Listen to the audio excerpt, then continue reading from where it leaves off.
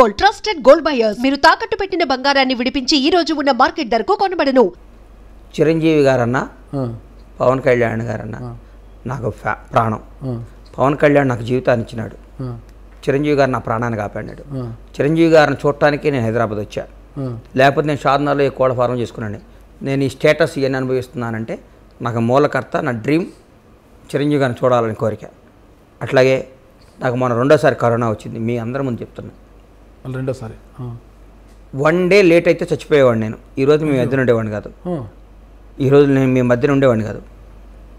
అన్ని hospitals phone చేశాను, ఎక్కడా రూములు లేవు. అపోలోకి కూడా ఫోన్ చేశాను. పాపం డాక్టర్ సుబ్బారెడ్డి గారు, సార్ పెద్ద పెద్ద వాళ్ళకు కూడా రూములు లేవు సార్, హాస్పిటల్ ఫుల్ అయిపోయింది, మేమేం చేయలేము సార్ అన్నారు. మాట రావట్లేదు, ఏమైపోతారన్న భయం. నాకు కరోనా, మా భార్యకి కరోనా, నా కొడుకు కరోనా, ఇంటిల్లపాది కరోనా.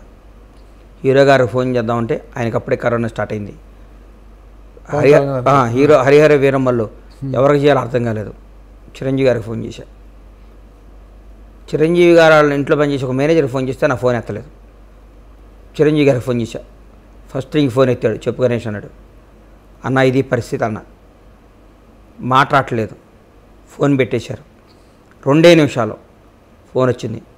డైరెక్ట్ అపోలోకి వెళ్ళన్నారు. వెళ్ళాను. 10 మంది డాక్టర్లు నా కోసం ఇచ్చేసారు.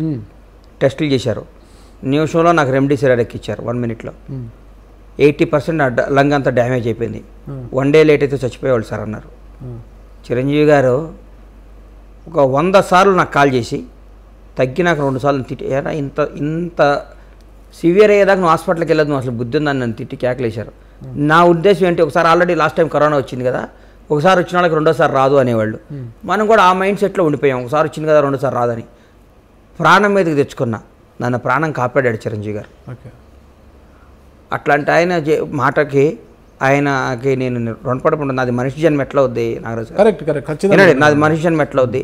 నాకు చిరంజీవి గారు నిజంగా చెప్తున్నా, ఒకవేళ ఆ రోజు కానీ నేను 1 day by God 1 day late అయితే చనిపోయేవాళ్ళని డాక్టర్లు అన్నారు నాతో. నాకు 3 రోజులు నేను ఐసీయూలో ఉన్నా. 3 రోజులు ఐసీయూలో నాకు తెలియదు ఏం జరిగిందో. హాస్పిటల్కి వెళ్ళి క్రాప్స్ అయిపోయాను. 3 రోజులు ఐసీయూలో ఉన్నా. చిరంజీవి గారు ఒక 100 సార్లు ఫోన్ చేసి ఫాలో అప్ చేసి నేను తగ్గేదాకా నన్ను కేర్ చేసి పంపించారు. ముందు నుంచి నాకు చిరంజీవి గారు అంటే ఇష్టం. ఒక అనుకోగానే కష్టాల్లో ఉన్నప్పుడు రెస్పాండ్ అయ్యే మనిషి మీద మనకు ఆ మాత్రం గౌరవం, ఆయన మాట మీద ఆ మాత్రం లేకపోతే నాది మనిషి జన్మ ఎట్లా అవుతుంది సార్? ఖచ్చితంగా ఆ నమ్మకము, ఆ విశ్వాసము ఆయనకు రుణపడి ఉన్నారు కాబట్టి అది చూపించాల్సిందే. మీరు దాన్ని ఎప్పుడు కూడా మర్చిపోకూడదు. జీవితాన్ని ప్రసాదించారు మనకు. జీవితాన్ని ప్రసాదించడం ఆయన మర్చిపోకూడదు.